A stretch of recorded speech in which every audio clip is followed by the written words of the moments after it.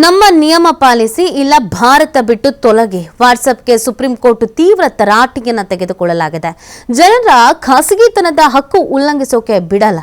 ದತ್ತಾಂಶ ಹಂಚಿಕೆ ಹೆಸರಿನಲ್ಲಿ ಪ್ರಜೆಗಳ ಖಾಸಗಿತನದ ಧಕ್ಕೆ ಆಗ್ತಾ ಇದೆ. ಹಕ್ಕಿನೊಂದಿಗೆ ಆಟವಾಡುವುದು ಅಂತ ಸುಪ್ರೀಂ ಹೇಳ್ತಾ ಇರೋದು.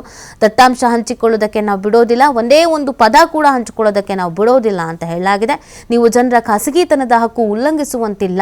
ವಾಟ್ಸಪ್ನ ಮಾತೃ ಸಂಸ್ಥೆ ಮೆಟಾಗೆ ಸುಪ್ರೀಂ ಈ ಒಂದು ಸೂಚನೆಯನ್ನ ನೀಡಲಾಗಿದೆ. ಸೊ ಪ್ರೈವಸಿ ವಿಚಾರಕ್ಕೆ ಸಂಬಂಧಪಟ್ಟಂತೆ ಖಡಕ್ ಆದಂಥ ಎಚ್ಚರಿಕೆಯನ್ನು ನೀಡುವಂಥ ಕೆಲಸವನ್ನ ಮಾಡಲಾಗಿದೆ. ಜನರ ಖಾಸಗಿತನದ ಹಕ್ಕು ಉಲ್ಲಂಘಿಸೋದಕ್ಕೆ ಯಾವುದೇ ಕಾರಣಕ್ಕೂ ನಾವು ಬಿಡೋದಿಲ್ಲ ಅಂತ ಸುಪ್ರೀಂ ಕೋರ್ಟ್ ತೀವ್ರ ತರಾಟೆಯನ್ನು ತೆಗೆದುಕೊಂಡಿರುವಂಥದ್ದು.